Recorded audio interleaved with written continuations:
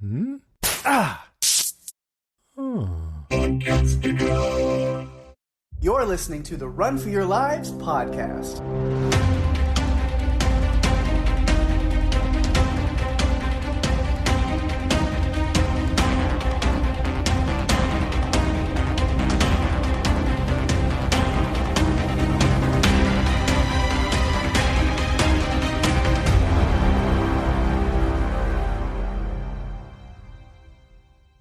Hey everyone, welcome to the show. I'm Daphne. Yo soy Pake. And this is the Run for Your Lives podcast. Este episodio es la película de supervivencia La Sociedad de las Nieves, dirigida por JA Bayona, estrenada el 22 de diciembre de 2023. Wow, that's quite an introduction. I felt it was necessary. I just watched this whole movie in Spanish with the subtitles and then the whole documentary afterwards. And I was like, oh, so you did. I did. It was so good. Did you? I mean, I'm sure you loved the fact that Bayona was so focused on practical effects. And some of the stuff that he did to get like people flying out of the plane. I was just like, he's really dedicated to making things look as realistic as possible. And I love that. Yes. So I'm glad you got to watch the documentary too, because that was, it was interesting. I learned a few more things while watching the documentary. This is a story that I know quite a bit about because I watched Alive 30 years ago when it came out. So I watched Alive. And so the story, now that we have the internet, you can go and Google just about anything. So once the internet came into existence, I did a lot of research about it because I thought it was fascinating, the human spirit and how it can prevail in the worst of circumstances and how hard you have to fight to live when you're faced with what seems like certain death at times.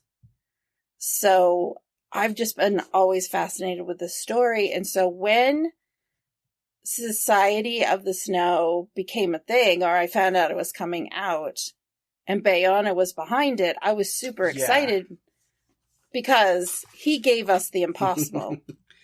Right. I think, just real life tragedy or real life overcoming disaster and tragedy stories are, based off those two movies, very much in the wheelhouse of Senor J. Bayona. Right? Yes.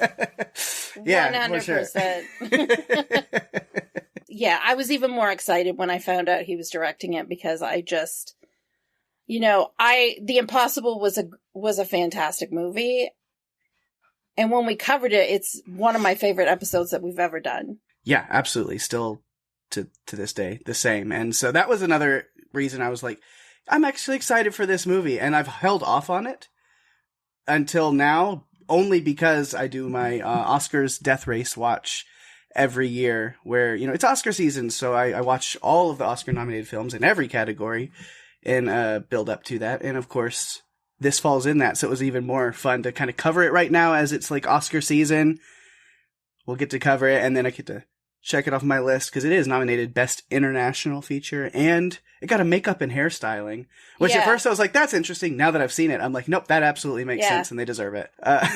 Nando's concussion alone, the makeup that they did on that alone was incredible. There are just so many things behind this movie that I'm sure we're going to talk about, but, we're talking about a cast of pretty much unknown actors. Yeah.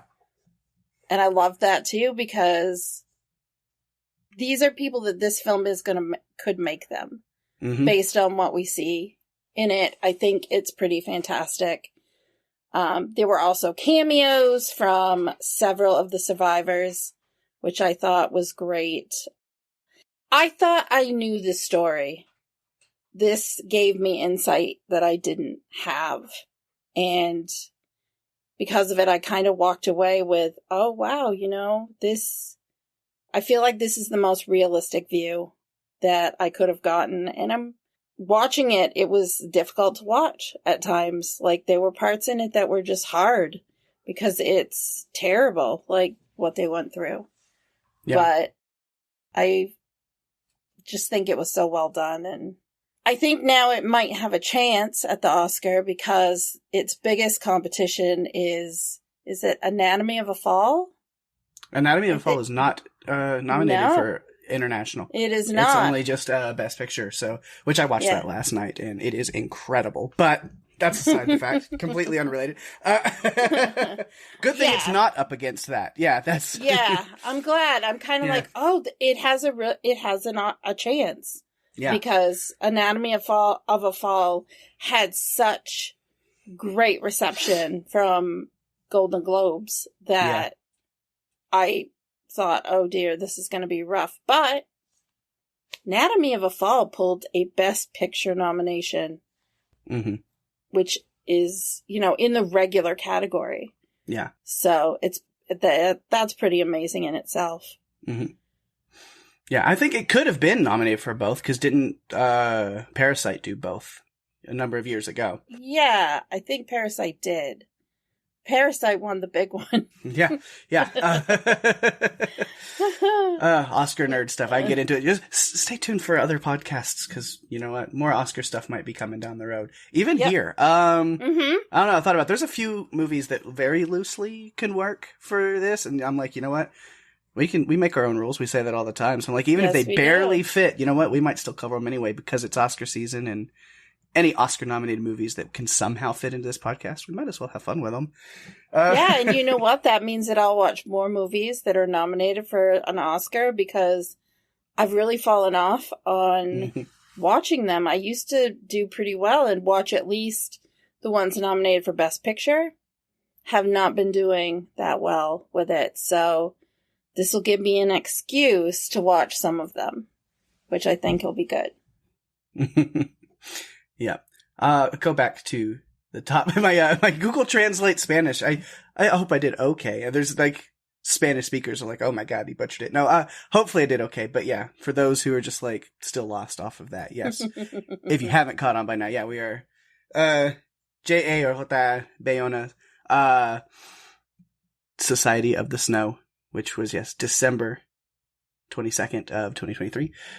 Yeah, I'm super excited. Again, knowing that Bayona was behind it, it's like, yep, I'm in, because The Impossible was incredible, and then it's everything it delivered exactly like I wanted it to. So I'm excited to jump into it. Yeah, I think so too. I think it did. And I know I was a bit overbearing with my trumpeting of how awesome this movie is, at least when it comes to our friend group. I kind of went overboard with it, but I was just so excited, and I really wanted to find other nerds to nerd out with me about it, because, it's like Squid Game The Challenge, although it's nothing like Squid Game The Challenge.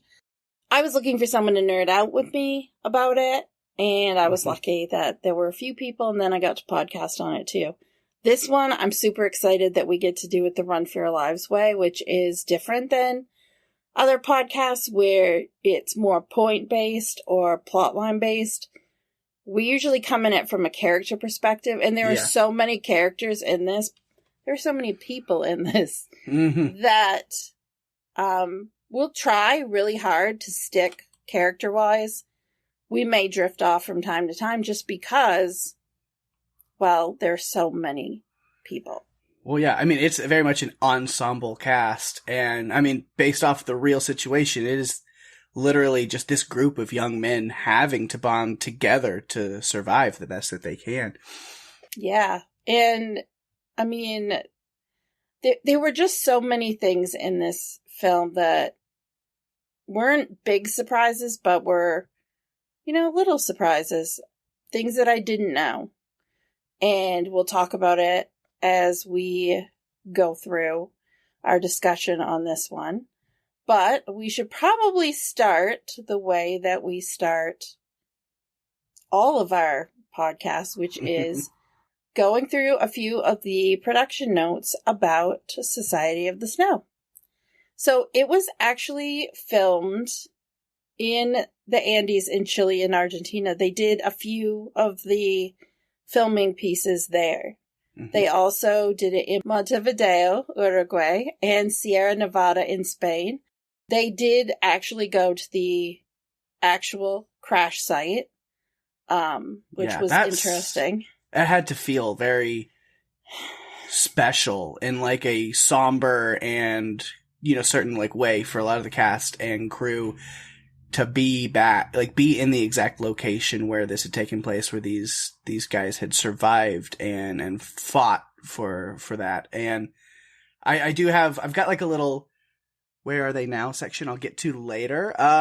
But to kind of where I started that out is because I wanted to look and kind of see what was going on with that. And the first part of it was talking about Dr. Roberto Canessa. Yeah.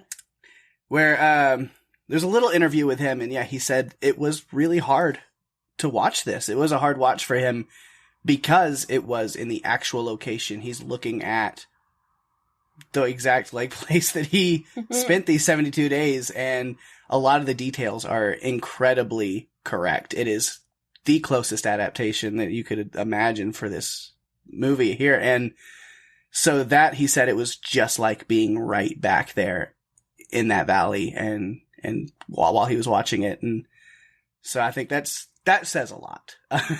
It does. And so many of the survivors were impressed with Bayona's attention to detail. And not that they didn't applaud the film, but they really were proud of how the film told the story because it was realistic. He's meticulous as a director to make sure that he pays the respects the way he's supposed to and gets things correct, so that when he's telling somebody else's story, he's telling it the right way. Now, I know when we covered The Impossible, he changed the names and even race and kind of stuff of some of those characters, and I think he's learned from that a little bit, but even then with that, there's still a lot that he definitely got that story across very respectfully and well. But with this one, it's even more so because he's using their exact names and kind of likenesses. The actors were chosen aside from being like nobodies, but like had striking physical resemblances to the actual men that were there. They did. And personalities. They looked at personalities too. And I know that they had done like 2,000, I think, actors they interviewed and tested via Zoom, most of it, because we're talking about pandemic times. Yep. So much so that the day they were supposed to start shooting, they ended up, like, a lot of the actors and Bayona himself had COVID. Yeah. And so it was challenging. They used body doubles and they were just working through some things. So it was a challenge. But I'll continue.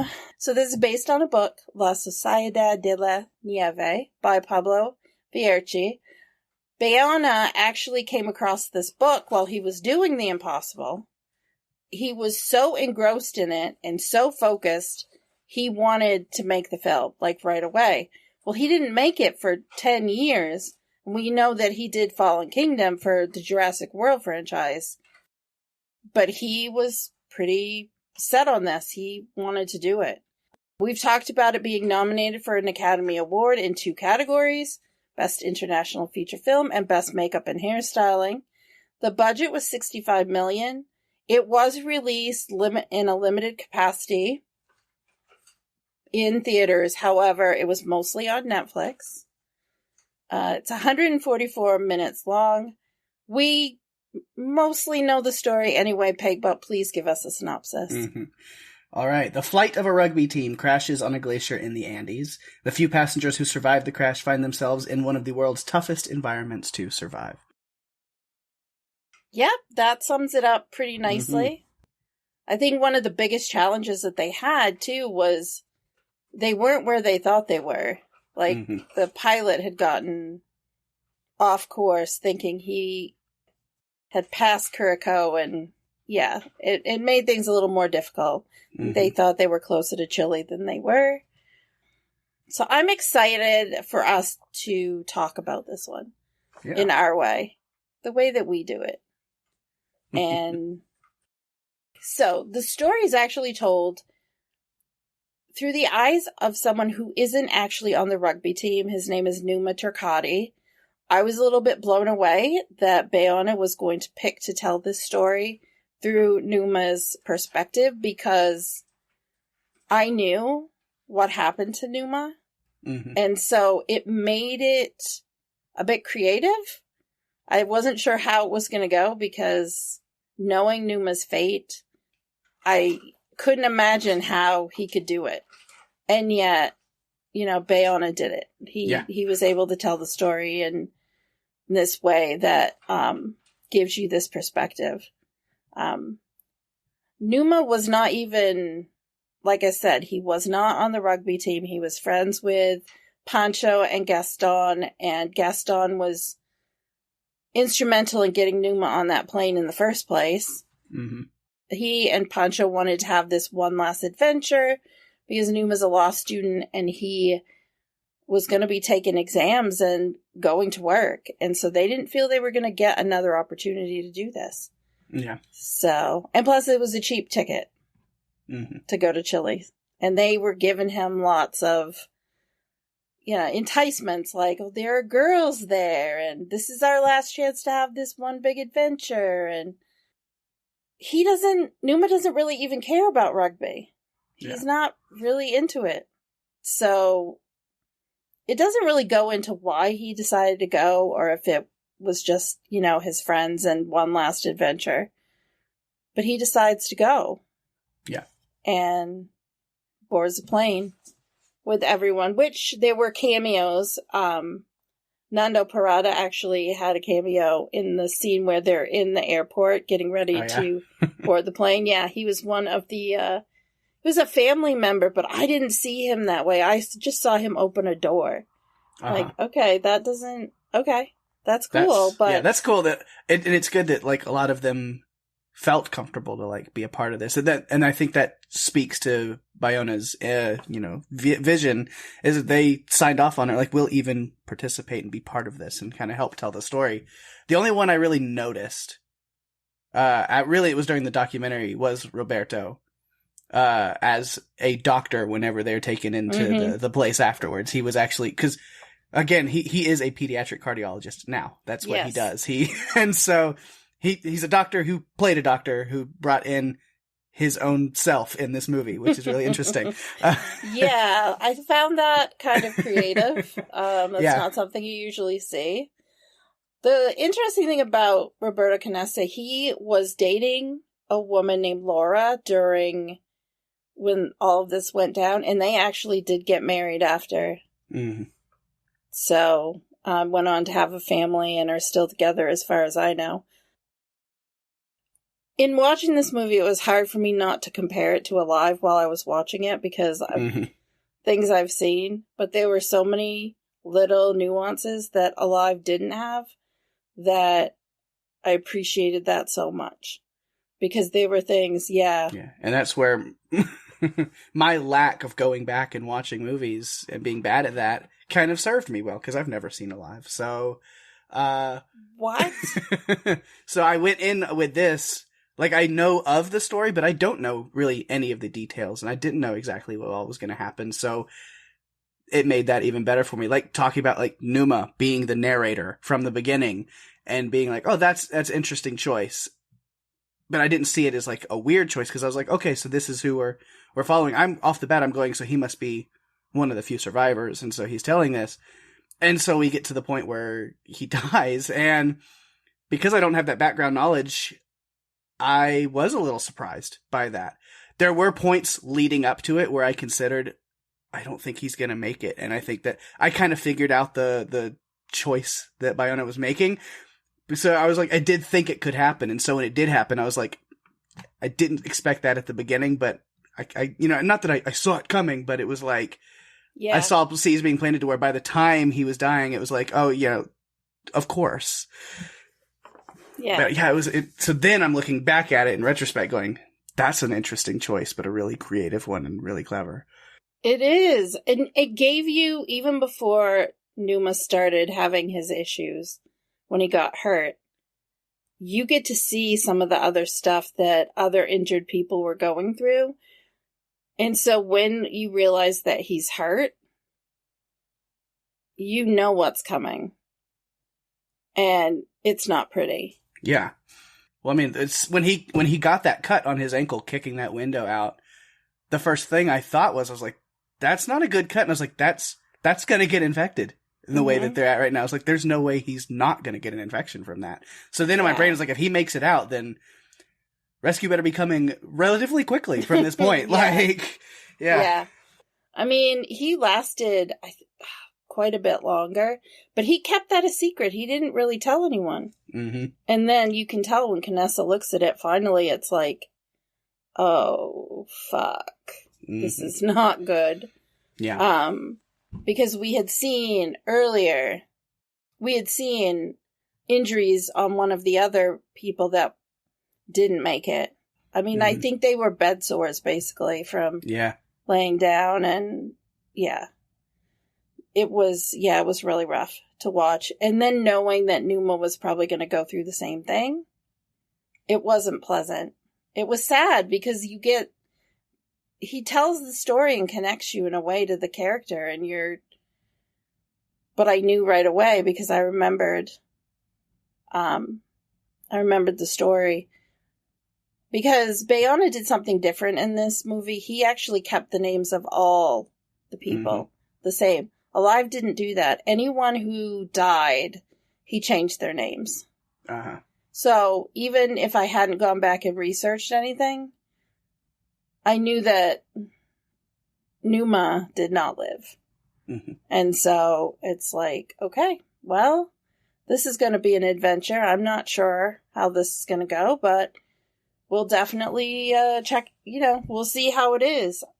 I enjoy that it starts not slow, but you kind of get introduced to these characters a little bit. You see, here's where we're at. We're on the plane. We're going. And it starts, happy, and then like a little bit of turbulence. And you know what's coming. You're not going into this movie like, oh, and they're going to go to... I'm not sitting down going, oh, it's a movie about a rugby team that goes to Chile, and then they play rugby, and everybody's happy at the end. We know what we're getting into. So, right. For sure. But there was a very distinct moment where that slight nervousness and the joking manner of the little bit of turbulence switches, and you see the real fear and panic and worry about what's about to happen once they realize, like, this isn't good. Even the mechanic, sends them to the front of the plane and grabs a seat and sits down and starts looking at things and figuring things out and realizes we're not where we're supposed to be. We got a problem. Mm-hmm. And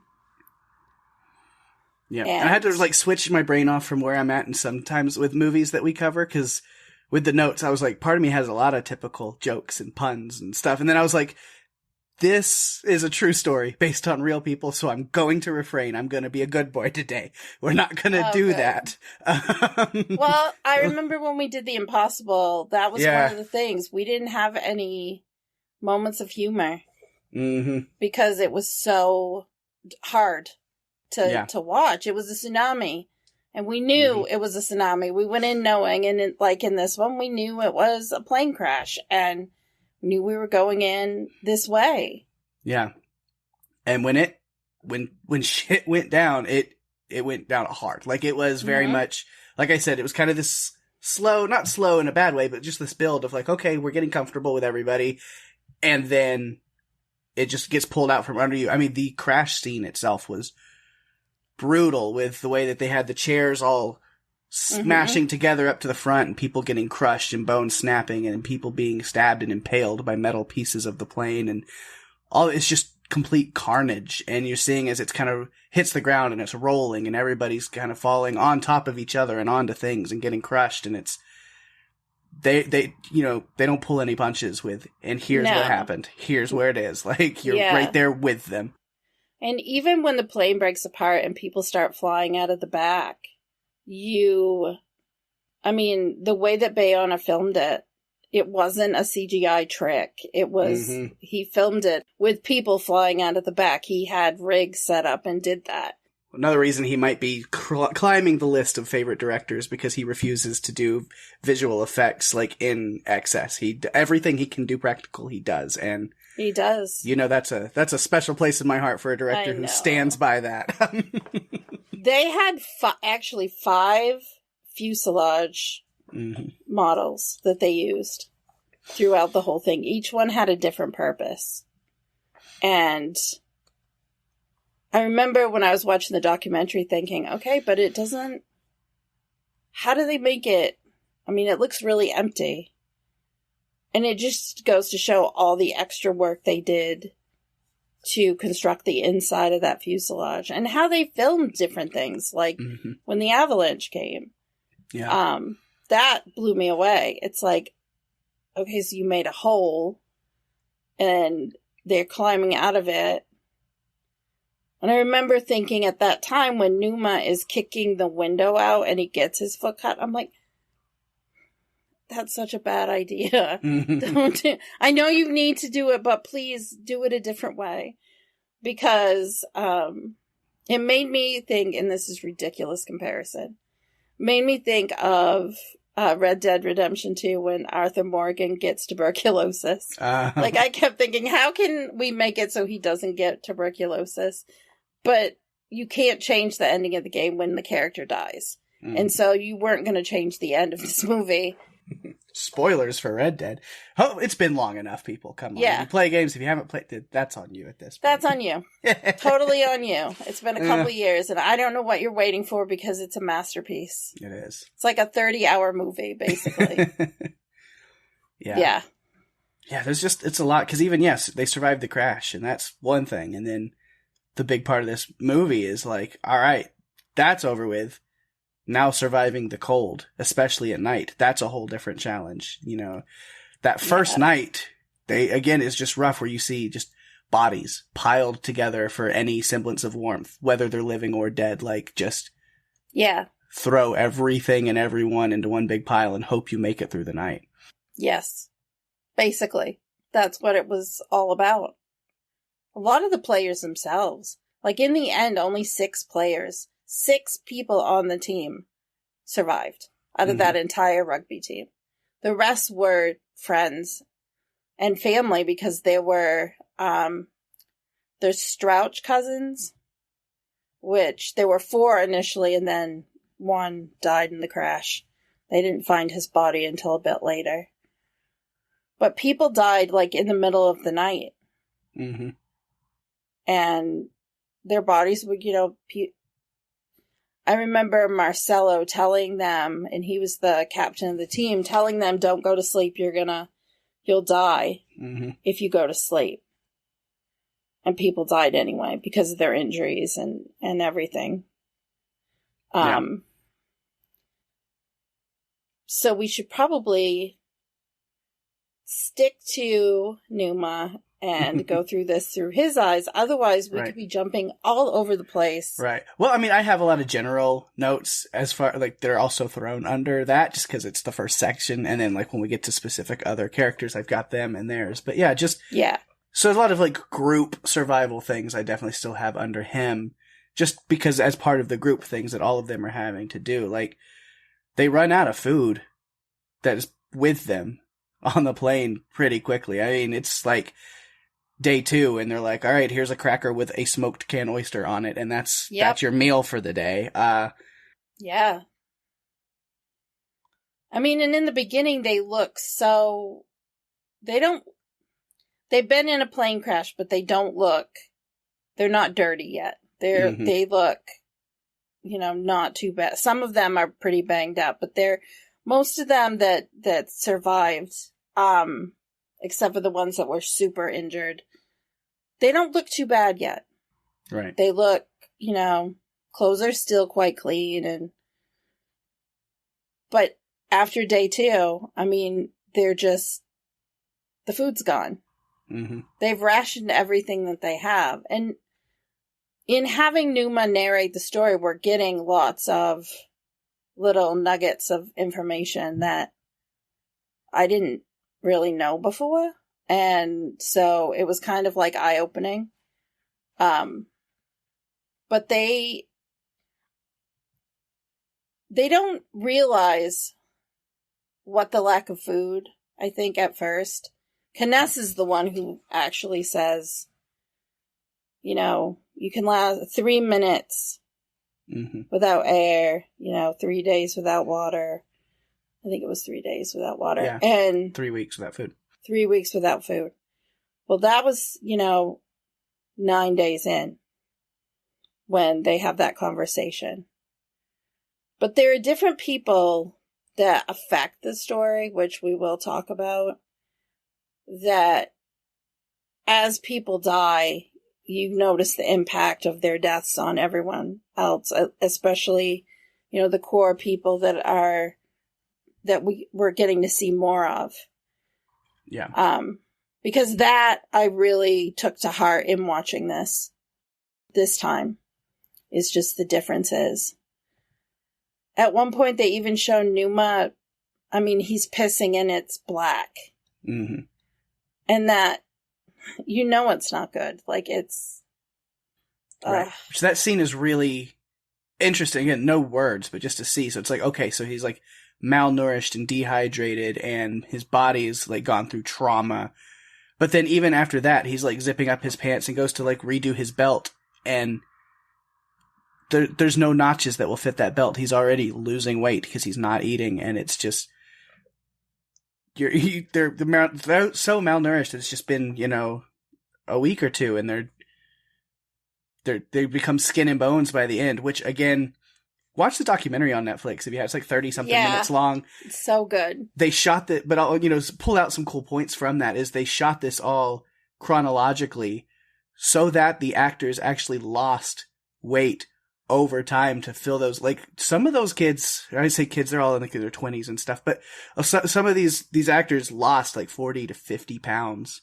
Yeah. For shooting this movie, just to kind of follow that trajectory. And yeah. They were living on fruit and a can of tuna a day. But they had doctors monitoring them too, like to make sure that they were physically okay. Yeah, they had nutritionists and stuff on staff with the production, and some actors will go that far. Look at... I always think of Christian Bale with The Machinist. Absolutely, that's where I was going. Yeah. Yeah. That was insane if you look at his body. Mm-hmm. He does that, though, because he was in American Hustle, and he did the opposite for that movie. Mm-hmm.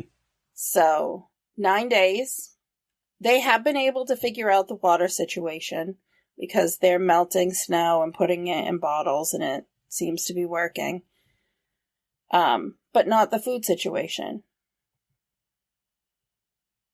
And at this point, Knessa starts to talk to them about, your piss is black. This is what's happening. Your body is going to shut down. We can't live without food. And that's when it starts to come out, in a different way than it did in Alive, that consuming their friends is the only way that they're going to be able to stay alive here. Because it's not like they can go fishing. Mm-hmm. They can't go hunting. There's nothing there. Right. At one point, somebody went outside and it looked like they were trying to eat moss off a rock.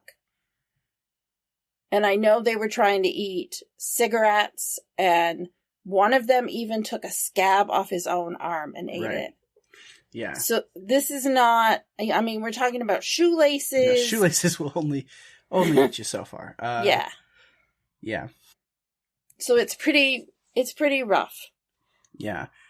It seems very divided at first. Like you have the very scientific and logical thinking of like Nando and Roberto and some others like that versus this very ethical, moral, spiritual dilemma from people like Numa and Pancho and Marcelo and Liliana, where it's very diametrically opposed on this mindset. Like some going, this is the only way we live, and others going, there's absolutely no way in hell I'm going to do that because that's a line we don't cross. And as the conversation goes, it feels like those lines are drawn, but then as more people die and things get more dire, you see people start switching sides, walking to the other aisle, until finally it's like Poncho and Numa left. And then when Poncho finally goes over and is trying to convince him, Numa's the last holdout. He's on an island by himself, especially Marcelo was the last one other than him that finally. Yeah. It was after the radio, or well, no, not the radio. After they learned that nobody was looking for them anymore. That they had called off the search, they're assumed dead and just kind of not priority anymore. Once they get that news, Marcelo has that change of tune where he's like, I was wrong. Yeah. This is the only way we survive. And Marcelo is the team captain, and they look up to him. The others that are on the team look up to him and follow his lead. Even if they don't always agree with it, because we see that with the Strouch, with Fido. He doesn't agree, really, with Marcelo at that time, because at least early on, and then he ends up doing it anyway, because he and his cousins kind of take over something that you would never want to ever. I mean, they had the job that they kept everyone else sane by taking responsibility for choosing the bodies that they would consume. I kind of referred to them as the body butchers. Yeah. Like, that was the job that they took, and they could compartmentalize that in their heads to, like, we can protect everybody else by, we're the butchers in the back room, handling business. We'll bring you your food. Don't ask any questions. We won't tell you, and we're good. Exactly. And Vito himself was the one that picked the bodies. And the others, Daniel and Eduardo, they helped him. And they took responsibility for that. That's something I didn't know. And so when I'm seeing that in this movie, I was just like, they never touched on that before, really. And so that was, I was just, I think, blown away by the fact that they were the ones who knew. And they did it and kept everybody else from having that memory of thinking about who, of knowing who it was that they were eating. Mm-hmm. Because we're talking about deeply religious people. We're talking about, they're Catholics, their rugby team, the school mascot, the team is the Christians. Like, it doesn't get more, like, obviously they come from a very spiritual and religious background. Yeah. And so they had to make a decision, and they started talking about looking at it like it was organ donation or a communion, not so much, but that was something that was touched on in Alive. And one of the biggest arguments was about permission. Mm-hmm. Like, the dad could not get permission for the others to do this. And so they were just hoping that God would forgive them for having to do this, because it was a sin. It was a heinous.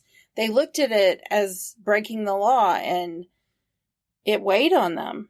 Mm-hmm.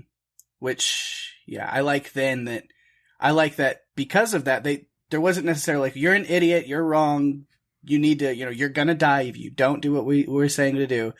You don't really get any of that. It was Roberto and Nando and those who had made the decision, this is what we need to do. They took the respect towards the other people, and it led to this kind of moment where they all kind of went around the fuselage giving that permission while they're still alive. Mm-hmm. So that way it was like, because I want you to live. So if something happens to me, you don't have to worry about that. That's not a doubt you have to carry anymore, because I'm telling you now. It's okay. It's okay for you to eat me, to consume me if something happens to me. A little piece of me will go on being part of you. And that's something Canessa said in an interview. Roberto Canessa said in an interview that was kind of a way they were looking at it, is, a piece of me will go on as part of you. And they wanted to do that for each other. Mm-hmm. Because it was such a grueling experience. And I mean, you get that impression in watching Alive, but it's nothing compared to what you see in this one. In this movie, I mean, I was freezing watching them. It was just the whole process and the makeup, everything, it just pulled you right into the situation. Yeah. And even before they decide to do this, they're climbing up the mountain. They've got no food, no energy. And they also realize at that point that the plane can't be seen. They can't see the plane that's flying over, and the plane can't see the plane fuselage that's down in the valley. Yeah, because originally they were going to go after the radio. They're going to look for the tail in the crash site to see if the radio works there, get the battery from there, and then contact people. But then they kind of gave up on that initially because they got halfway up the mountain and realized even if we get a hold of somebody, they can't see where we are. They can't see anything over here. And so they give up. But then it was after, okay, well, the radio, that they did manage to tap into. And it's, man, that's a rough moment. It's like they find the radio and it's like, oh, everything's good. And then it's like this turn of cruel fate where they get it working only for them to hear a news report that, that the search is just off and they're assumed dead and not priority anymore. And things are moving on. We'll look for the bodies after winter. After winter, which the seasons of the year are different in the Southern Hemisphere. Mm-hmm. So things were a little bit, they knew they were, they knew it was up to them. They were not going to get rescued by a plane flying over. Yeah. Of course, now that nobody's searching for them, I think that's when they decide to go back and look for the battery and try it anyway, because at least, okay, maybe they can't find us, but if they know we're out here, they'll keep looking versus just giving up. And so they do have a small group. I think it's Numa, Gustavo, and Maspones that head up, and they get stuck up there at night. There's no way of getting out, and they just have to huddle together. Somehow they manage to survive, just holding on to each other up there, and then come back down. But it's not feasible at that moment. And Numa, his narration, the voiceover has one of the more powerful lines of this movie. I had to write it down just because I was like, damn, that's a great line. Is he just says, the more we try to get out, the more the mountain resists. Mm-hmm. Really, that is how it's like they're trapped in a vortex, or in another realm and they can't escape because the mountain's not letting them. Anything they can do, the mountain can counteract. It's like it's a living thing itself that can do that. And I remember that scene on the mountain when they were freezing from Alive, and seeing it again in this, it was just even more intense. One of the things that was out of order is when they go up that first time to look for the tail, when they don't tell anyone they're going, let's not tell anyone we're going. So they go up to look. They actually find, I think, Gaston and Daniel Shaw. Mm-hmm. But in reality, they didn't find Daniel Shaw until like Canessa and Tintin and Nando were going on the Great Escape trying to get out. Mm-hmm. But I didn't feel like that was I didn't think that was a problem. It wasn't something so distracting from what was happening. Yeah. It was like you mentioned, like, the mountain's almost like this living, breathing thing that, it was like this, like, this is why we can't have nice things, moment. Yeah. Where it was, it's like, as he said, every time they try to get out, the mountain resists because it's like you get a little bit of a victory and then the other shoe falls and you get spit in your face. And it's like, we got the radio running and they're not looking for us anymore. Or there's the moment, their spirits and camaraderie are pretty high. They're all sitting in the fuselage together. They're rhyming and comforting each other and kind of having this, like, they're laughing and having this great moment. And that piece is ruined by an avalanche. Like, of course, because we can't have nice things, and then they manage to dig themselves out and save most everyone. There's a few that, I think at that point it's just like Coco and Liliana didn't make it out. And Marcelo. And then, well, the first time, like, they were like, it was just like those. And then they're like, okay, we've got everybody out. And then it was like, and wave 2. Now here comes another one. And that's where they lost, besides Marcelo. Coco and Liliana, then like Diego, Roque, Maspones, Enrique, Juan Carlos, and then Marcelo. Yeah. Yeah. That was a huge loss. Mm-hmm. I mean, Coco was, I mean, they all loved Coco. Yeah. I mean, that was so apparent. Liliana, I felt like, was the surrogate mother to them. Like, I remember watching, and she's trying to comfort, I think it was Moncho, who thought for sure he was going to die. And she just kept saying, no, you're not going to die. And she was being really motherly. And then Marcelo, who was the captain of the team, who was instrumental in the beginning, after the crash, getting things organized. Yeah. They lost, like, heart and hope with those deaths. Yeah. And that was, I think, really rough. But then they were also faced with, okay, we're trapped in here. We can't get out and we need to eat. And then they have to, this is when things change and there's no secret hiding place that Vito and Daniel and Eduardo can go. Yeah. Again, one of those like give and take, push and pull things. Cause they're buried under the snow, but there is light and oxygen coming in. Mm-hmm. There is a hole, so they're not that deep to where they can breathe. And honestly, it turns the fuselage, because it's under all that snow, essentially into like an igloo. So they honestly have really good shelter from the storm at that point. Like, it's kind of a big plus. They're like, hey, we have oxygen, we have shelter, we're staying warm in here, we can light a fire in here. Like, things are looking up. And then it's 2, 3, 4 days and they don't have food. And it's like you said, then it's turning to, well, we have to do what we've been doing, but we only have the newly dead bodies down here. We don't have the, access to what we have been doing. Right. So they have to make decisions, and this is when everyone knows. Mm-hmm.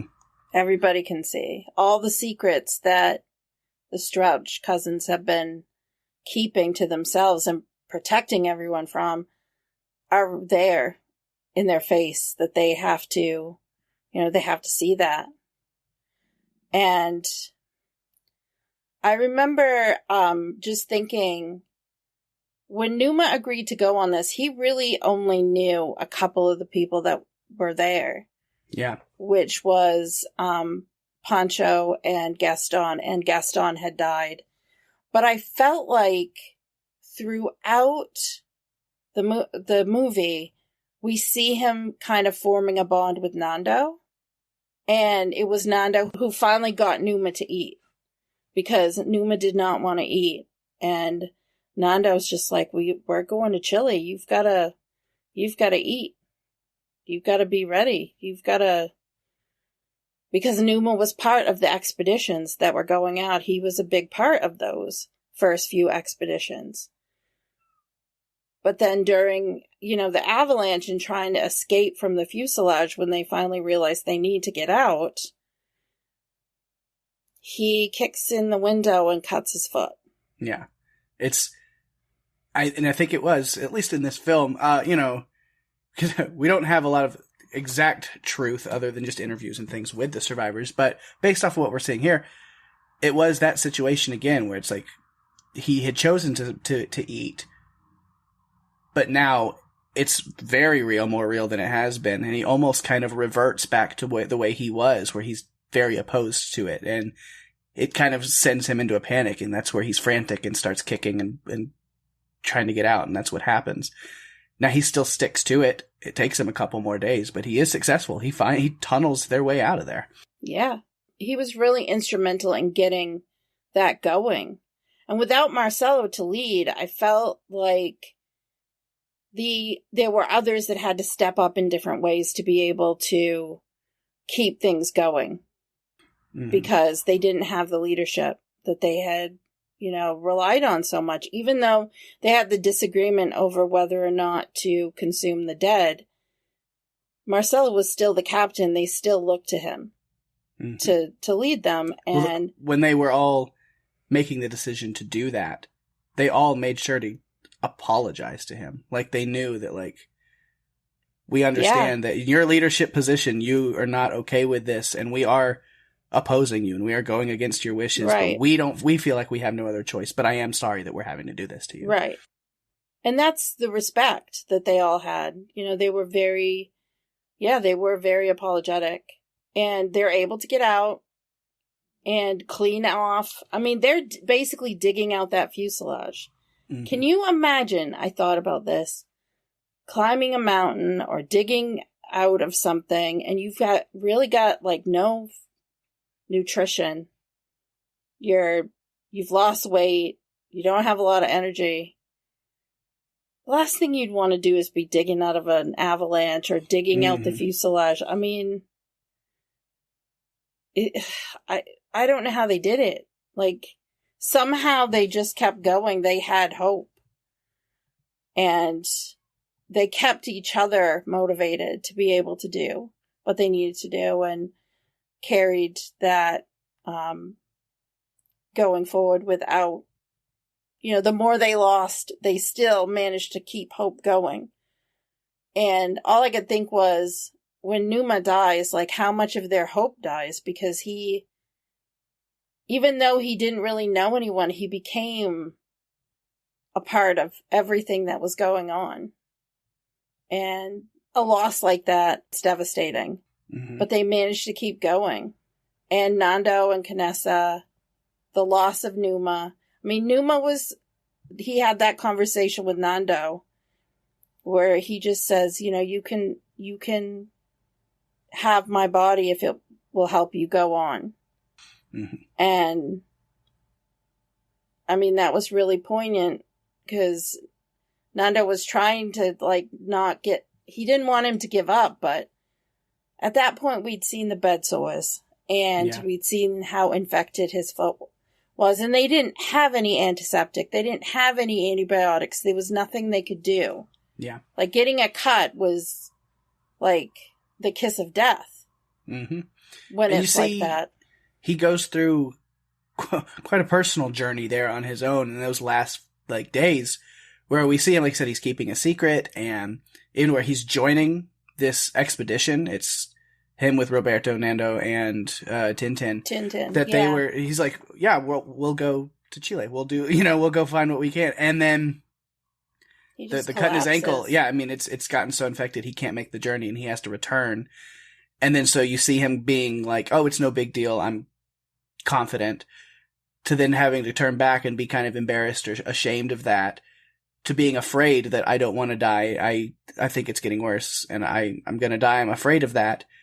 To then that conversation with Nando where he's accepted that he's going to die and kind of come to peace with it. And he has a conversation with Javier about the loss of Liliana and just admitting that he can't do the things he wanted, that he's been doing, and how hard it is for him to not be part of it, to not be part of the fight to get out. Javier explains, what it was like when he lost Liliana and how he wanted to dig out so he could get her out, but if he dug out, he was going to push her further into the snow. Like, how it was just a double-edged sword. Like, he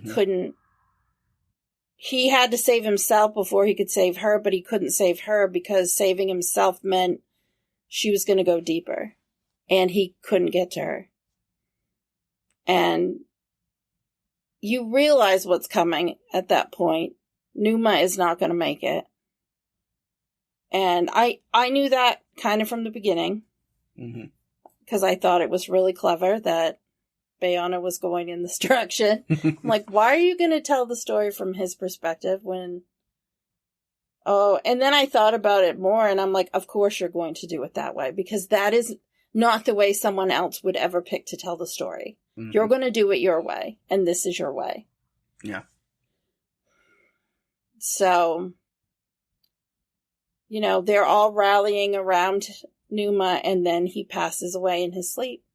So the actor, Enzo Vagrinchik, the way he does that voiceover of at 1:43 on December 11th, 1972, I died.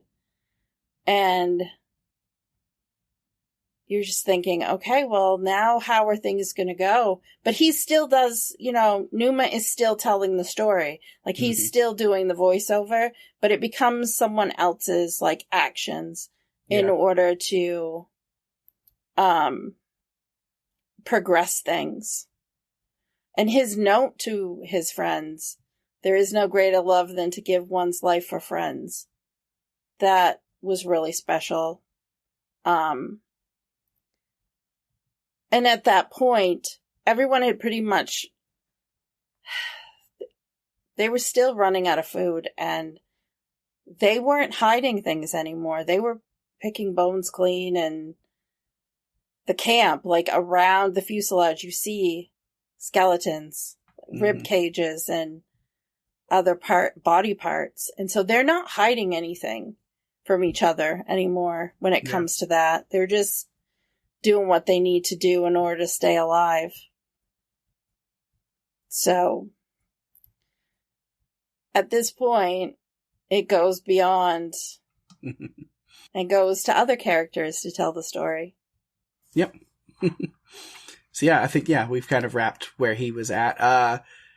The spirit and who he was definitely still plays a part in the other characters and their minds, and kind of what goes forward. But that is kind of where his story does end in this. So at least kind of in our docs and stuff, our documents, and where we look at it, there's two other like major characters that we look at, which would be Nando, and then Roberto. And Nando's the one that I really focused on more myself, but wherever you want to go with it. No, let's go to Nando, because he's really a driving force. Yeah. I mean, he boards this plane with his mother and his sister. Mm-hmm. Whereas most of the others didn't have any family other than the Strouch cousins.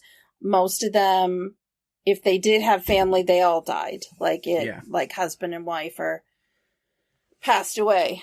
But Nando's there with his sister and his mother, and somehow he gets hit in the head. So I'm quite sure he had a concussion. Yeah. Like, the black around his eye, he just looks rough. Yeah, it was, because his mother died on impact, and then him and his sister were not in good shape. Like, again, because I don't have the background, I haven't watched the other stuff or read the book or kind of looked too deeply into a lot of stuff. I thought he was a goner pretty early on. I was like, oh, he's going to crawl over there and go next to his sister, and then they'll die together. Like, that was where I was at. And then to see him be able to like nurse himself back to health and become the strongest member of this group by far, at least physically. Like, he runs and walks and trains in the snow every day to like make sure he can make a trek to walk out of here if that's what it means that he has to do. Like, if that's the only means of escape, then I'm going to do it, and I'm going to make sure that I'm physically fit and well enough to do so. Yeah, Ethan Hawke played him in Alive. Mm-hmm. So nice. It's different. I liked that Arturo, who was one of the injured that they put up on, it was Arturo. He was one of the ones that they put up on. They made these like hammock things to put him and Vasco on because their leg injuries were so bad.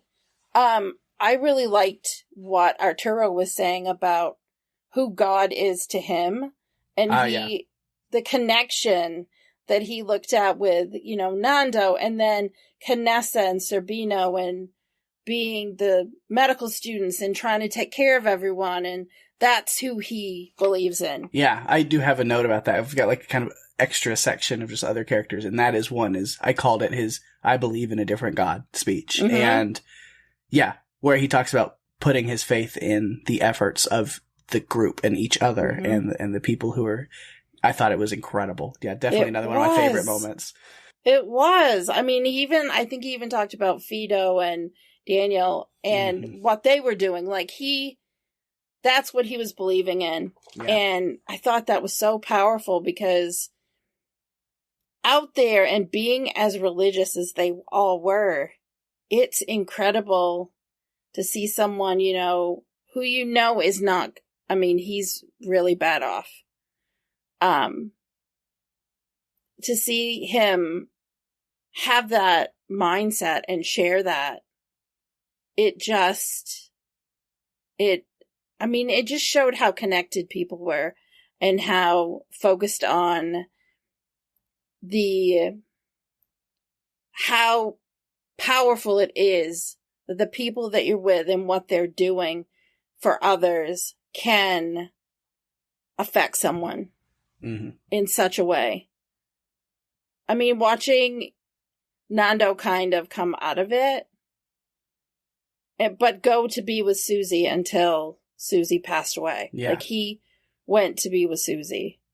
And then, after she passes, he was doing better. Like, physically, he looked better. He was stronger. He was healthy. But again, not really knowing the background, there was a moment where I thought, and there he goes. Now he's emotionally broken, and I expected him to give up, cycle back down. And then when he didn't, it really solidified him as maybe a favorite character for sure. And and it's weird to talk about that again, characters versus, because they're real people, and these things really, you know, but yeah, to see that, like, he is somebody that now it's like, now he has to do this because he has that mindset. And yeah, like, if somebody's going to survive, it is him, because he has that strength.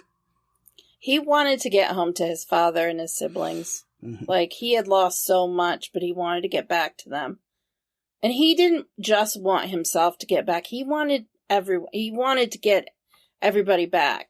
And he knew, I think, that Roberto Canessa was, you know, the Canessa we see in this movie, the one that Matthias Ricault presents to us, is different than the Josh Hamilton Canessa that we see in Alive.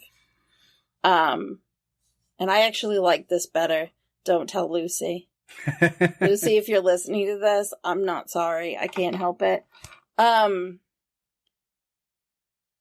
He and Nando were at odds, but not so much as they were in Alive. In this movie, they had differing opinions on when it was time to leave, and then Canessa finally relented and was like, okay, yes, we're gonna go. We're going. Yeah. It was pretty much after Numa died. It's like, okay, we're going. We're gonna do this. Yeah. We gotta go. We gotta do it. I also thought Nando was gonna lose it. Because you don't really know. I mean, having seen Alive, it's like, okay, I know what they showed us, but I just get the impression, based on everything that I've seen and read in, like, different interviews, that Bayona gave us as truthful a story as he could. And so watching it play out, you just, you know, how do you not lose it when you lose your sister, like, and your mother? But he made it work. You know, he fought. He fought to get out. He was ready to go. He was ready to go. He was ready to get out. And so he and Canessa and Tintin take off to try to get out. And you have to know that Numa would have been with them. Like, if he had not been injured, he would have been with them. Yeah. Because that's the group that just does things. You know, they're the ones that go. They're the strongest. They're the most determined. And so they take off. But again, they don't really know where they are. Yeah. And, well, first, because they go towards Argentina first, which yeah, I wasn't completely sure why. But I don't know, maybe if you had any more, understanding of that. No. But then that little journey does lead them to actually finding the tail that they were looking for before. It had gone in a different direction and somewhere they didn't think it would be. So they found it. They found the battery in working condition. And instead of trying to haul this battery back to the fuselage, they're like, well, let's go back to the fuselage, get the radio, that's easier to carry, and bring it back to the battery. Yep. And get Roy, because he's the one that knows how to fix everything. And I have to tell you that the guy who played Roy and what they presented of Roy in this movie was much better than the Roy we got in Alive. This was more subdued. But they're trying to get the radio to work. It kind of worked a little bit. Then it blew up. Yeah. A little bit. they get it back up again, just to kind of listen to news reports of stuff, which I guess, the temperatures have been got up a little bit where like searching was going to start back up for them. But again, it was going to be laxed. At that point, they're not looking for survivors. They're looking for bodies. That's it. Mm-hmm. They are. So they knew it came down to them. They had to do it themselves. And so they take off to go over the mountains. Yeah. And I get just the ingenuity and strength and determination of these groups. Again, how it lines up with exactly what happened in reality, I'm not sure, but at least the portrayal we get here of, them coming up with this idea of the sleeping bag with this waterproof material and, going over that. And then as they're climbing up and it's getting dark and they're like, we need to make it a little bit further, and realize we don't have time. We don't have to. So they literally dig a shelf into the just side of the mountain in the snow and lay themselves on that to like bundle in and sleep for the night. It's incredible. Yeah. And then they get a little bit further and decide that they don't have enough food for all three of them. So they send Tintin back to the plane with a message that they're going to keep going. And Tintin even goes back and says, they're strong. They're going to make it. They're going to get over. I mean, trying to give them some hope. Yeah. Because because it's tough because you kind of feel that your heart drop a little bit when they get to the top of the mountain and they're like, Chile's on the other side. And then what's on the other side is just more of what it's this expansive mountain range of peaks and valleys. And it looks like it's never ending. And they're like, well, fuck, that's it. We're dead. But again, it's Nando looking at it and really taking that moment and going, nah, I can still make it.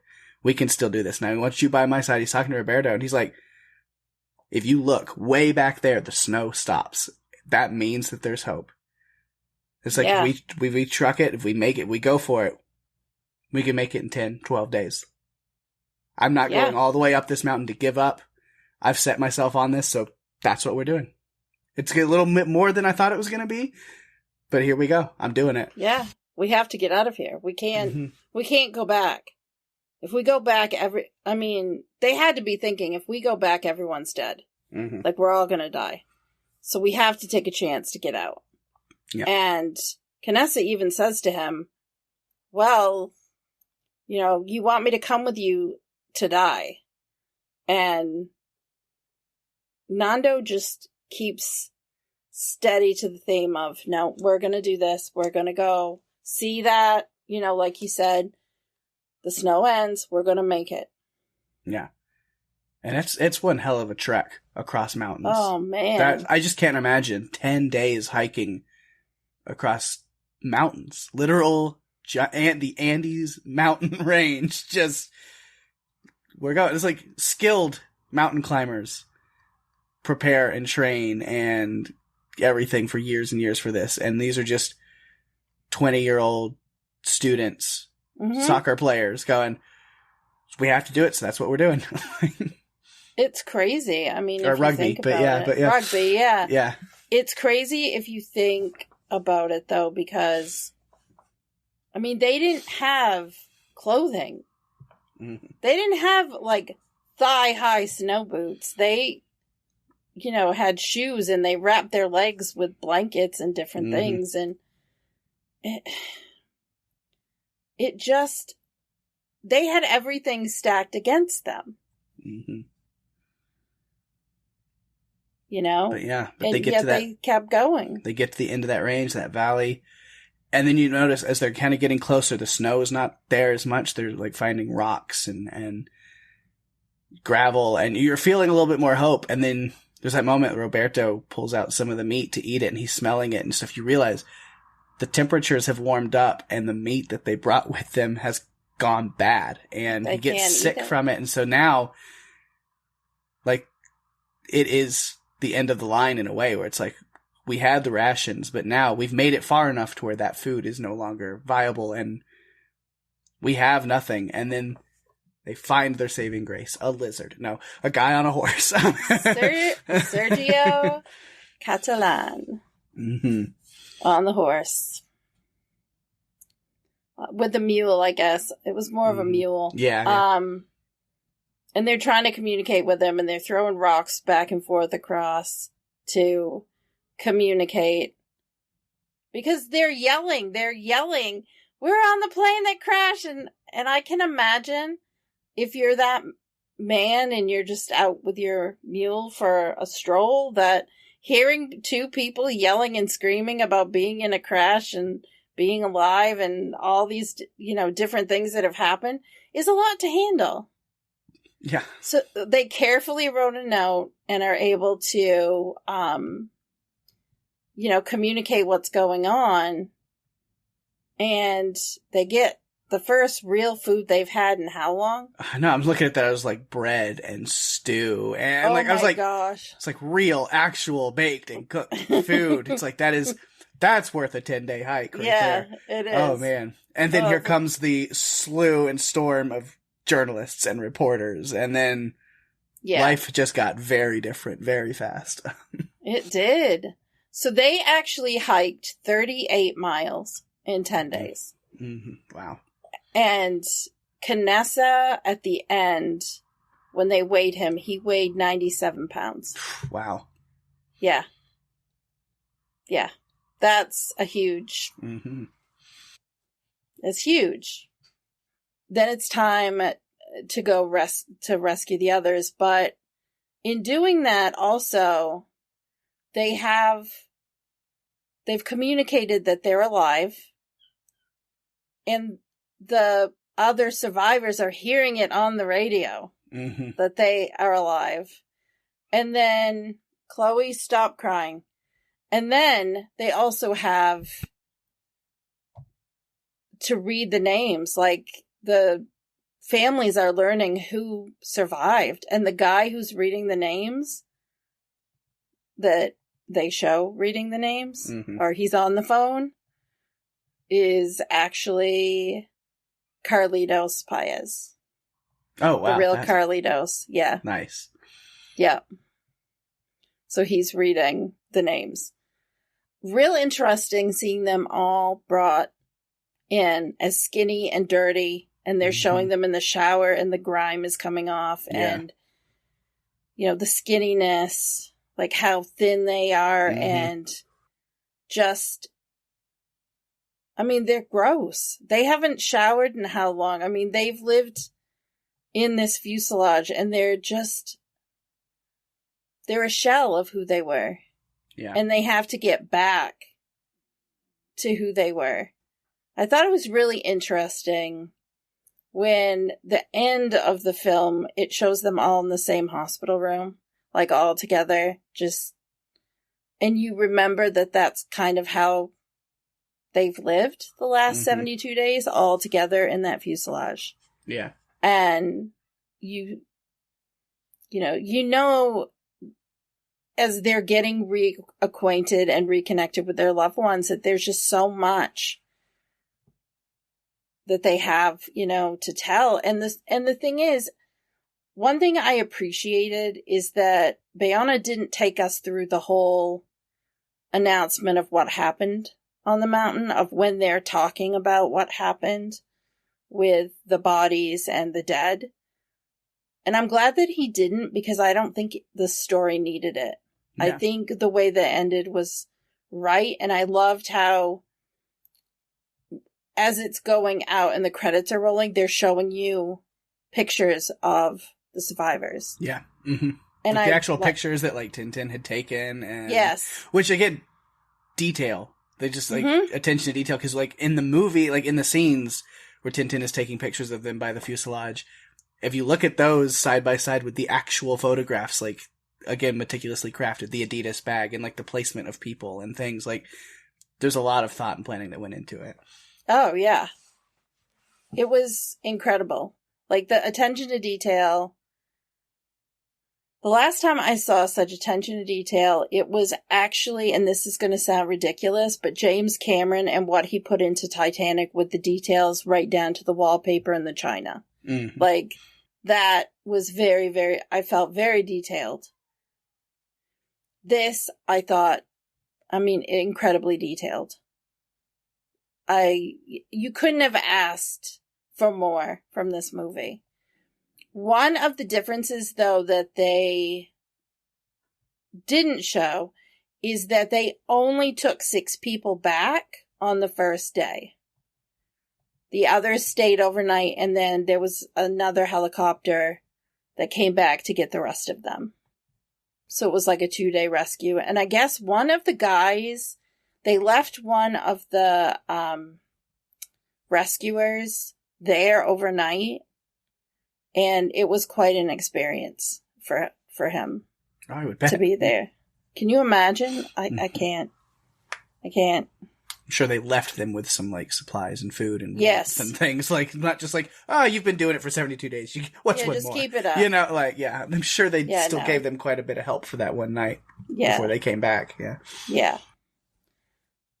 So you can, we can talk about Kanessa, I think, is the other person. He's the other, like, main one, but I feel like we've covered him. I think I've covered everything I already had, other than him and, like, Marcelo. I will say, you know, early on, like, right after the crash, big props to, like, these students, especially, like, Roberto was one of them, and Marcelo, that, as you mentioned this earlier, immediately jumped to help others. Like, fuel's leaking into the cabin, people are injured, and so, like, quick action was important. Roberto's the one who's like, I'm a med student, like, he's talking to this one person, just set the leg. Like, he's just very into action mode, and and that he's carrying that responsibility from like day one. And that person actually did survive. The one that he set the leg, he was one that he could set the leg and he'd recover. Mm-hmm. Yeah. The injuries that the other two had were just much, much worse. Yeah. It was Zerbino too, Gustavo Zerbino, also medical student. Mm-hmm. They were taking care of everybody. I think one of the things that really stood out to me too was you don't notice it throughout the movie, but then you start to notice it, and it's Zerbino collecting the effects of the dead. Yep. Every time somebody would pass, he would, if they wrote any notes or like little, like any of their like rosaries and necklaces and small items that were theirs, he would collect and put together. And put them in this little suitcase. Yeah, which then, like, at the end, he refuses to leave without that. Yeah. You know, that they were, the people who they lost there in the mountain, were coming back home with them in some form. Mm-hmm. And he just takes that moment because the pilot or the guy on the helicopter is telling him, leave it. And he turns around, sets it down, and sits on it and goes, I'm not going anywhere without it. Yep. It's because there's a weight limit on the helicopters. Right. But, I mean, Zerbino, it was kind of like the record of everything. Mm-hmm. I mean, he wanted to take something back to the families because they were never going to see the bodies of the dead. Mm-hmm. I mean, they were not going to see them. They were all buried. As far as I know, they were all buried there. The remains were buried on the mountain. I mean, you can even go and tour it if you want to. Like, you can go up to the site. They do tours. Sometimes the, survivors will go on the tours too. Yeah, because I think they refer to the place as the Valley of Tears now. Yeah. Yeah, I have some other notes that aren't tied to characters. They're tied to just different things with the crash and the creation of things. Like, David Marty and Montse Rebay, they did all the prosthetic corpses and the wounds. They were Oscar-winning special effects team that did Pan's Labyrinth, and they were on board with this. And are they the ones that are nominated this year for the makeup stuff? I don't know. I'm going to have to check that out. Is it a different makeup team versus special effects? I don't know. I feel like they nailed it. Mm-hmm. I mean, ugh. I mean, the grime, even when they know they're going to be rescued and they're trying to comb their hair and the comb breaks, like all those little things, it just shows the time and the grime that they were all, that they had all over them. I think this movie overall explored things in a more detailed way. It was deeper. And there weren't those over dramatic pieces that I think were in Alive. I feel like you have to watch Alive now so you can see the differences. Yeah. Because in Alive, there were now some things that I can see where, like, they were added for dramatic purposes. Right. For sure. Yeah, several of the survivors have written books about this. I have not actually read a book. I've just researched it through the internet and watched a lot of the documentaries, because there are quite a few documentaries now. Mm-hmm. They did like 100 hours of interviews with all the living survivors and the families of the victims, because they wanted it, because Bayona wanted it to be as close to historically accurate as it could be. Yeah. And at the time that this movie came out, before it came out, Javier Methel had already passed away, and Coche in Tiarte was actually dying. Yeah. And so he gave him like a special preview so that he could see it. That's cool. Before he passed away. So only 2 of them have died. Everyone else is still alive. Yeah. Bayona, he went really deep with everything, even the sound mixing, to make everything seem realistic, like the silence even. Yeah. And just the air and everything. And I think the only other note that I have is about the music. Michael Giacchino. Oh, yeah. Can't go wrong there. Yeah.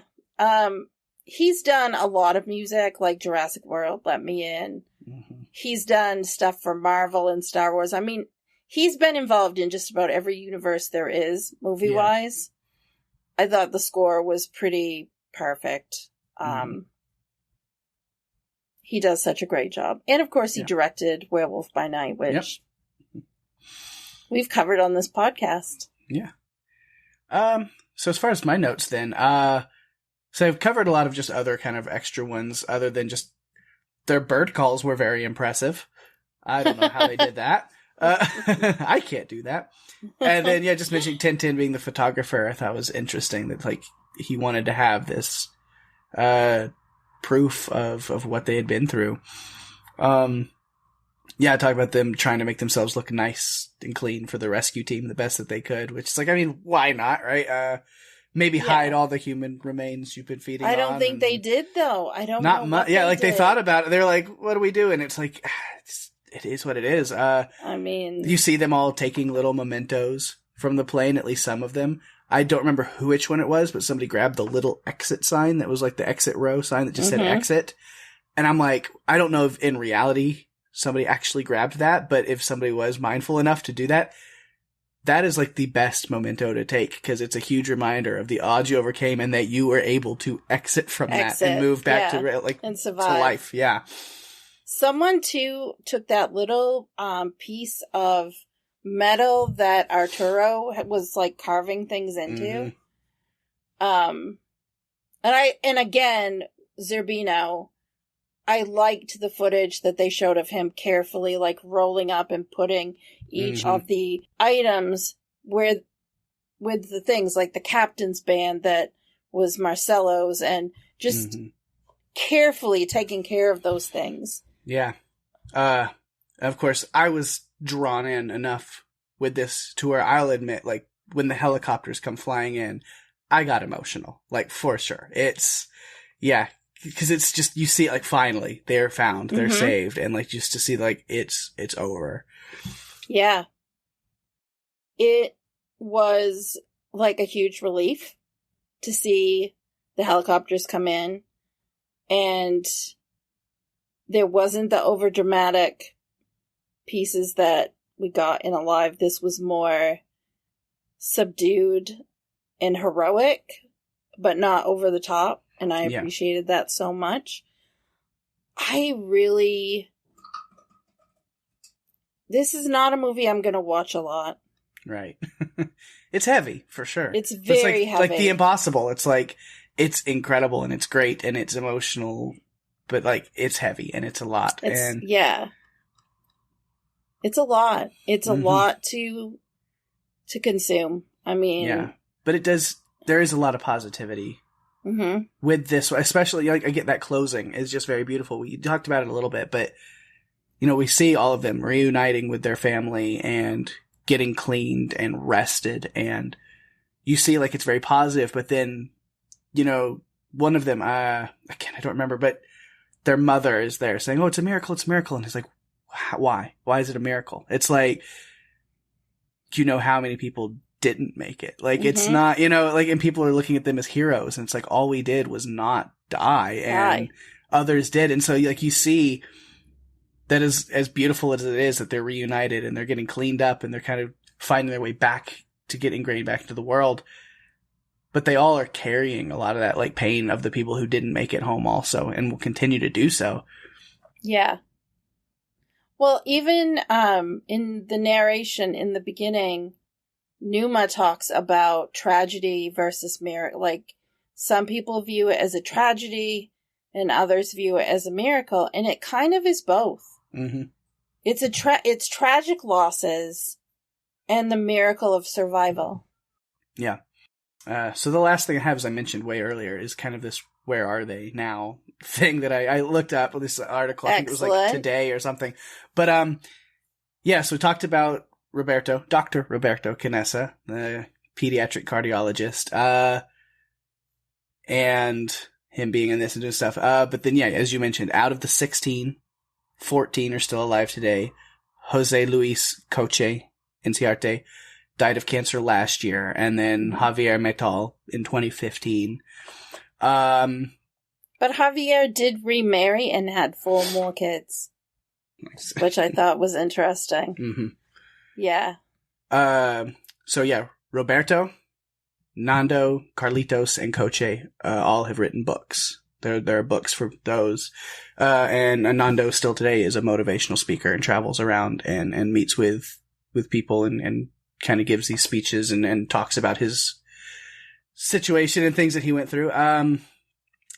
Some of them kind of stay out of the limelight and out of the public eye a little bit more. Eduardo Stauch is an architect. Mm-hmm. And Pancho actually opened his own law firm and is still doing that as a lawyer. He is following off with that. Which is great, because, I mean, that's what Numa was going to do. Mm-hmm. Yeah. Gustavo did have a stint in the medical field as well. He did go on and do that. But now, him and Tintin are still involved in rugby. Gustavo is the director and CEO of the Uruguayan Rugby Federation, and then Tintin is the president of the Uruguayan Rugby Union. So, I thought that's pretty cool. Yeah, a few of them went back to playing rugby after this whole ordeal. Mm-hmm. I think Roberto Canessa was one. I think Zerbino was another. It's just fascinating to, you know, how they put the pieces back together. And that is what the miracle is, I think. Yeah. You know, the tragedy is everyone who died, and the miracle is how they lost everyone, but they were able to continue their own lives. And in a way, you know, they lived their life, you know, in honor of those who died. Mm-hmm. And then still to this day, every year, on December 22nd, the survivors and their families meet together and have a commemorative get-together. I mean, you're bonded by a tragic experience. And that's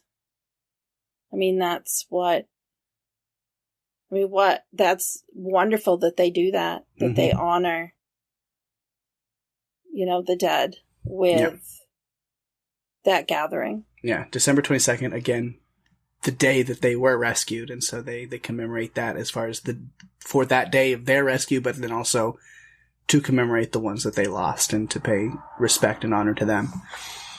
Yeah. Ugh. It's so deep. This is such a hard one. Just everything that happens, and like The Impossible, it's difficult to digest. But I think that we've done it. Yeah. I think we have. I think that we have talked about everything. Covered it. We got through. Yeah, I'm glad I watched it. I was going to watch it anyway. Again, Oscar nominated. It's going on the list right now as it's going. But I held off. I would have watched it even earlier, but I was like, we're going to cover it. So I'm just going to wait until we get to wait till the nominations are out, give it a little bit, we'll set, and then we'll cover it. I remember when you texted me and said, well, since you're so excited about it, we should probably cover it. And I was so excited that you said that because I wanted to talk about it this way. And I feel like we did it justice. Yeah, it was great. And now it's going to be, I get to make all my own predictions and picks and stuff for Oscars.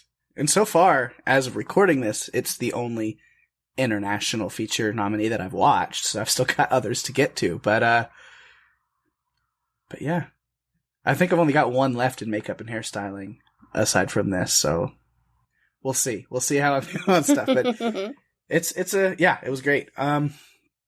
Curious about what other people had to say about it. So and there goes the feedback phone, and we'll get some good Oscar feedback.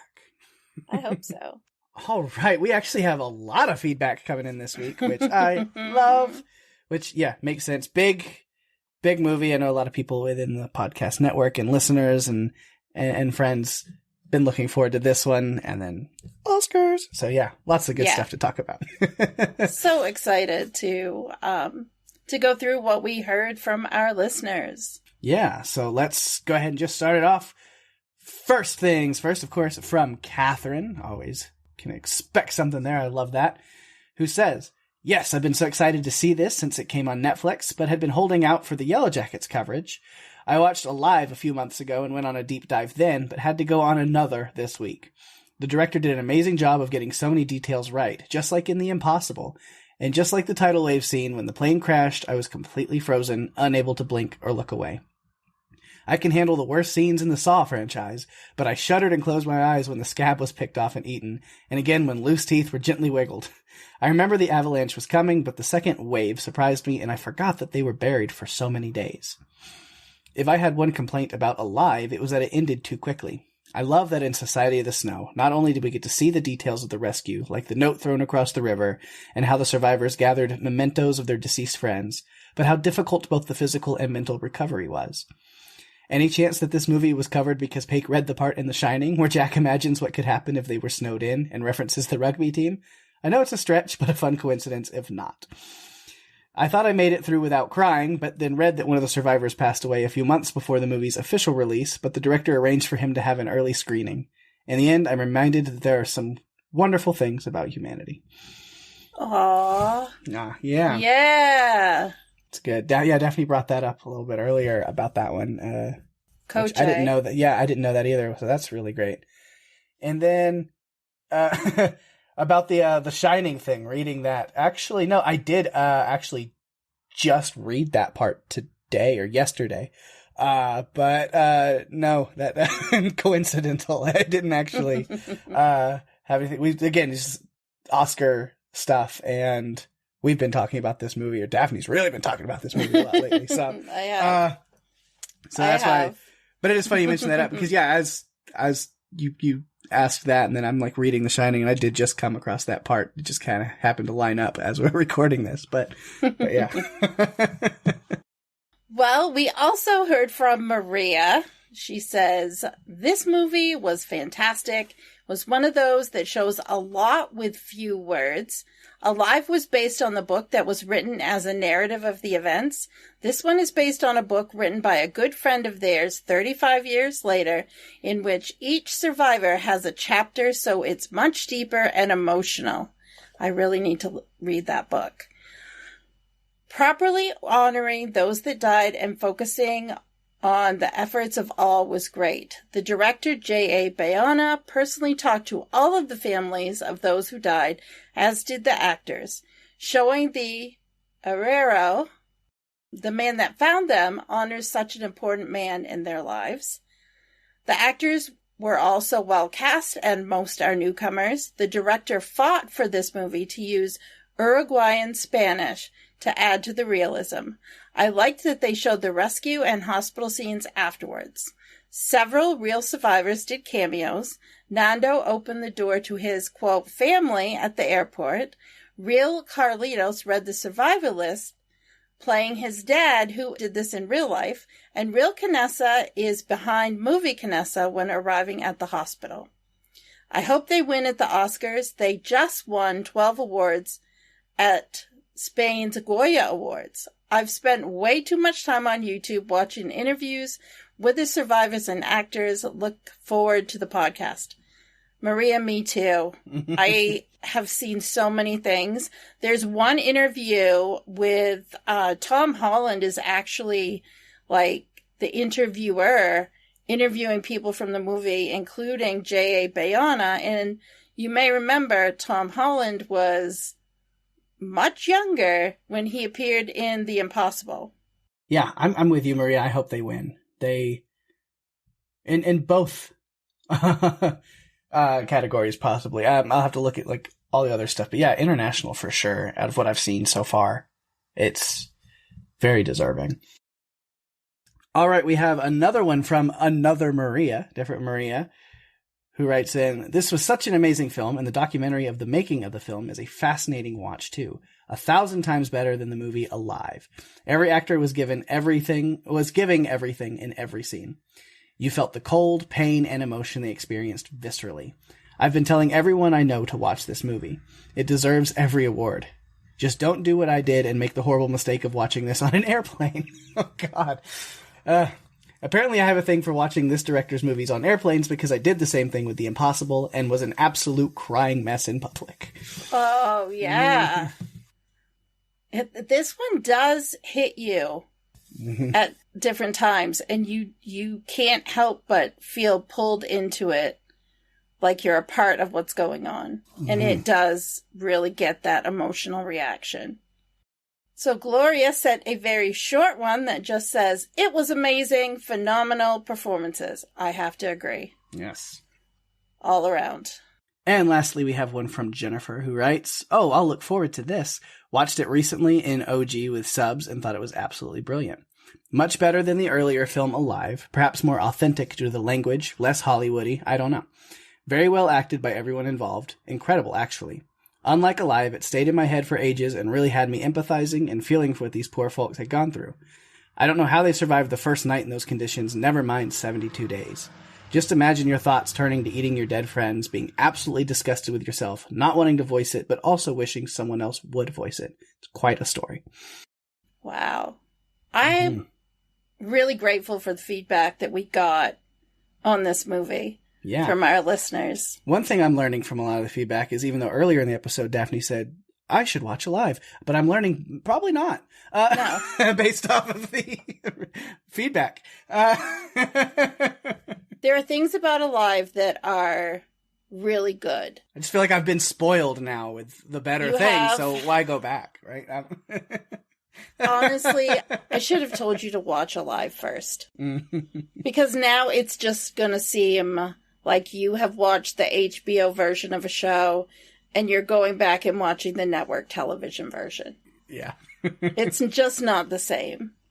And this one, I think, just because it felt so authentic, it just makes, yeah.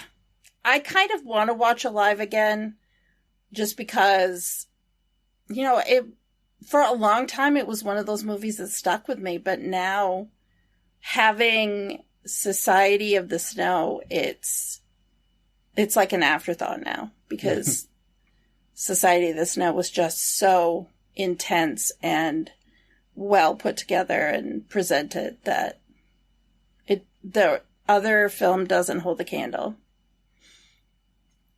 Well, if you would like to submit feedback like Catherine, Maria, Gloria, and Jennifer, thanks so much, guys, for all your feedback. You can find us on Facebook and Instagram at Run For Your Lives Podcast. You can email us, runforyourlivespodcast@gmail.com. If you are enjoying the show, tell your friends. We are available on all the podcast players, including YouTube.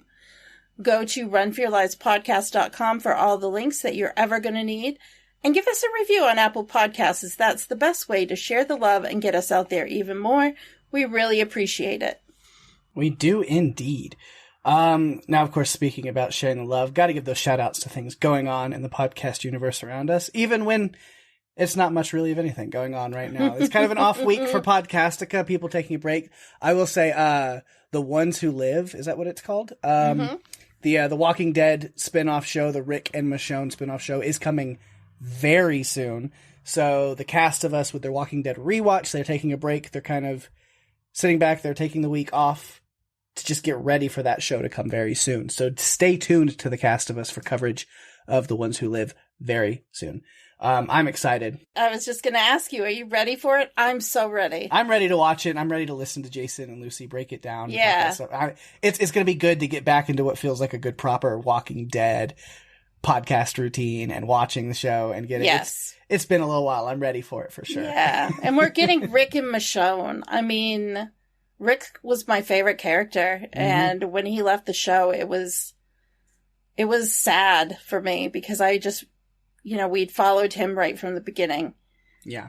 And I'm just glad that we're getting this piece of the story. Yeah. And I have a small inkling suspicion that there might be some big surprises coming in that show that have been held very secret and under the radar. That there's going to be maybe some cameos or surprise things that nobody's expecting by the time that series wraps up. So I'm interested to see what they do with it for sure. Me too. But yeah, other than that, that's really what's going on, other than Kara and Penny still slaying, of course, with their Buffy coverage. You can go check out them as they're still running through season 3. They're on episode 8 this week, so go check that out. That is Lover's Walk. If you're a Buffy fan, definitely need to be listening to their rewatch podcast over there. They've been, well, I say it every week. It's a pun that's just outstayed its welcome, but they're slaying it, for sure. And that's really it in Podcastica. We'll give a quick little shout out to TV Podcast Industries. Derek and John over there, always doing incredible work, and they're ramping themselves up because the new and final season of The Bad Batch will be dropping on Disney Plus very soon as well. So they're getting ready to do some coverage of that over there, so make sure to check that out when that is available. It's going to be a good time.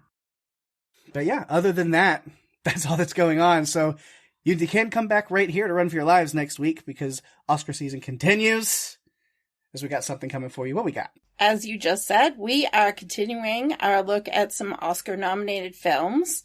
We're also diving back into an animated film for the first time in quite a while. It's been a bit, yeah. It has. We're going to cover the animated fantasy adventure film, Nimona. Yeah. It's available on Netflix right now, an original over there, so make sure to go check that out. And yeah, give us your thoughts on that one. It's quite a crazy, wild romp of an adventure movie. It's really funny, really fun, great, lighthearted stuff. But there is some really important, more heavy themes and stuff also touched on and talked about in that film that it's not quite so subtle, but I think it's very important. We have a really good time watching and talking about a lot of that stuff. So check it out. Yeah. I didn't know what to think going into that one because I knew nothing about it. And I'm not going to tell you my thoughts. You'll just have to listen next week. Mm-hmm. With that, we've reached the end of our episode. Thanks, everyone, for listening. I'm Daphne. And I'm Pake. And if you have to run, you better run for your lives. Bye-bye.